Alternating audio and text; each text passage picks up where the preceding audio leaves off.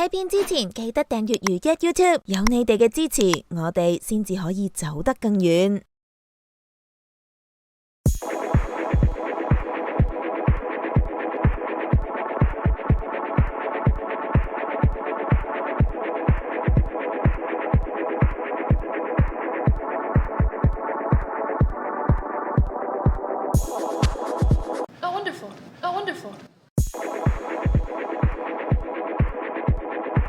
We hope you enjoy Doom Part 2, and maybe see you on a third part.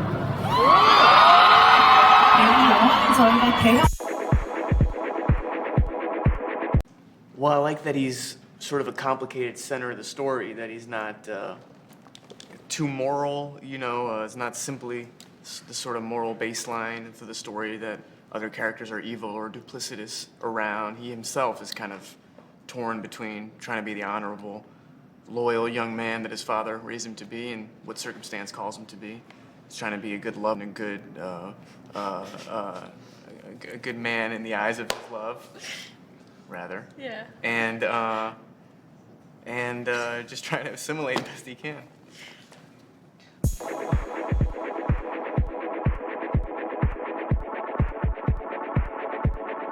None. You know what I mean? And, today's a beautiful day. They're giving me a hard time today, but it's a beautiful day. Yeah, he's really happy today, and he's making us laugh. I think for me, the most important thing is that it's something that I feel can expand me.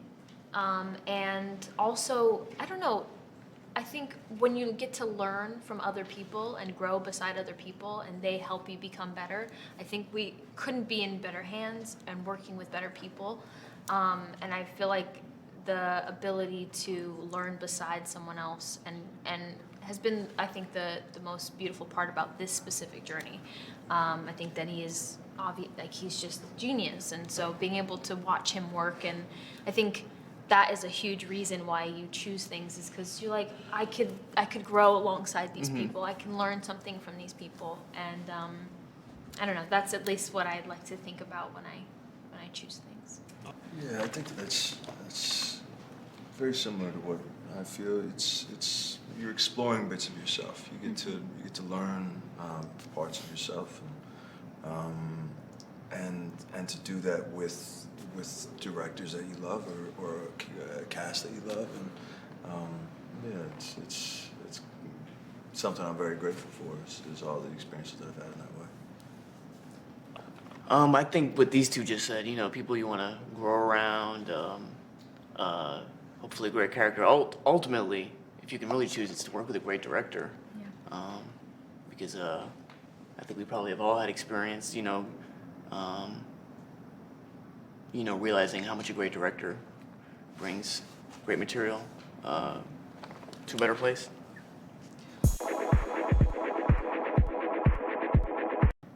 Yeah, I think so. I think they're both. I think they're both sort of the chosen heirs to the power in their respective houses. They're both being interfered with, manipulated by the Bene Gesserit. They've both been put on this path, would you agree with that? Yeah, I think you said that very well. Yeah. And memorable moments. I think the whole thing, without trying to have I feel like a more specific answer, it really is such an incredible experience. I think being able to shoot in the places that we did, every day I think felt like a gift. And I think one of my favorite days, or one of most special days, was watching you guys, I think. And also just being in the room with that much power. I think there was, you have Walken there, you have Bardem, you have Brolin, the list goes on, and Florence is, and I'm just like, and then you guys are fighting, and it's just so much talent in one space, and everybody is at the top of their game, and you're just, kind of sitting there in awe, and it's really quite magical watching all these elements come together. So I think that was probably one of my favorite experiences. Also very overwhelming. I I was like, wow, okay, this is happening. Like, this is a real movie. They're all here, you know. I love audience to be free to take what they want out of a movie. I don't want to impose ideas, but I will say that my focus was what the book was about, which is an a study of the danger of the blend of religion and politics. There was multiple challenges. I mean, there's a lot of huge sequences that take place into the desert, and to bring a whole film unit with a lot of special effects in the desert and the heat and the wind, it was quite challenging. Yeah, it was a generalization. I would say that it's not. There's a lot of people that have a lot of creativity. I don't want to generalize. I just think about the system itself that like to predict and like to reproduce. Try to think that they can control creativity in order to reproduce the old success. But it's not the way creativity works. Creativity works if you take risk. That's what I wanted to say. But the thing is that I don't see this way. I try to, like for Dune, for instance, it's really my goal was to make sure that I will make two movies that could please the young audience inside me. Well, I read those books when I was 13 years old, and I was hoping that someone of 13 years old today could enjoy the movies and discover the book. So I really tried to make the movie with that kind of energy into it. It is difficult for me because it's the first time that I go into that direction, and to make sure that at the end of the day, into the action, there's still character development. That at the end of the day, it's even when you are into the action, you are still following the journey of the character and its emotional journey, and to make sure that I was not losing sight of those emotional journey, even if I was surrounded by big special effects and machinery, etc. So yeah, it was I learned a lot of things doing that. Both actors had to train for months to be physically fit and to learn those complex choreography in order to be ready to do them on screen. So I'm very grateful that both actors took that very seriously. I will say that I go one movie at a time. So it's easier for me to say, okay, if I think that I can do a third movie, I know what to do, I know where to go, I know what that movie will say, and it will make absolutely sense to make a third movie to complete Paul Atreides' journey. After that, the other books, we'll see after. I one movie at a time. I think that Austin is very generous with me. I think that I'm someone who doubts a lot, and it's other people to say, but I try to. I don't think about that. I would love to. You mean like a story that needs to be unfolded on several movies? Yeah, I don't know. I feel that it's a unique experience, I think, and I have other stories that I would like to tell. I suspect those movies are very long to make, and I just have one life, and time is flying. So I think that if I want to, I think that it's probably the only time that I will do a series of movies like that to tell you. So I think so, yeah. But I don't know the future. You never know. Well, it was physical, of course, because I have to gain a lot of weight. I had much prosthetics on, and the makeup took from everything from 6 to 8 hours to do. But the other challenge was that we wanted to. He didn't have many scenes, and we cut away a lot of the dialogue.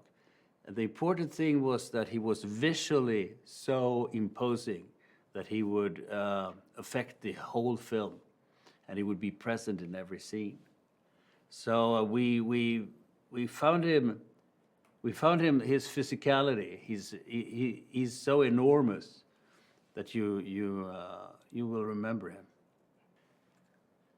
I'm never really satisfied with anything I've done. That means I've done 150 failures, so that's 150 films. But I must say that what we wanted to achieve, that presence on screen, we have, and that was was the objective to reach that? Well, I have 7 sons, and out of those are actually 6 acting, and I never give them advice because it's stupid. Because either they're successful with their advice, and they think that, oh, it's not my I didn't do the success, my father did it, or I failed them, and they think that I fucked up their career. So you don't give them advice, but we have fun talking about it. But we talk about at dinner. We talk about sort of the business, film business. We talk slander directors, and we say that asshole, and it's sort of more gossip, but no practical things. No. No, I have never sort of been physical with them or mean to them. I'm also a very relaxed father. I think the important thing with kids is that you love them enough, and that you give them space, and that they have freedom of speech and freedom of behavior. So they're very. I have had a very liberal upbringing of them. Now, the thing is, of course, the precious moment was the first time I met Austin Butler, when he came in, and he was in makeup, and I didn't recognize him first, but it was a beautiful makeup, and he spoke with my voice. He learned how to speak like me, so that was fantastic. But then, really, when we started filming with him, he's joy as Fade Rauta to be evil. That was fantastic to see, and he did a very brave and extraordinary performance. I don't know what, I don't think it's my personal gain is not that important, but what the film does is it's so visual, it's so emotional, it's so rich that it shows what cinema can do if seen in the cinema. It's not very good to see it on an iPhone.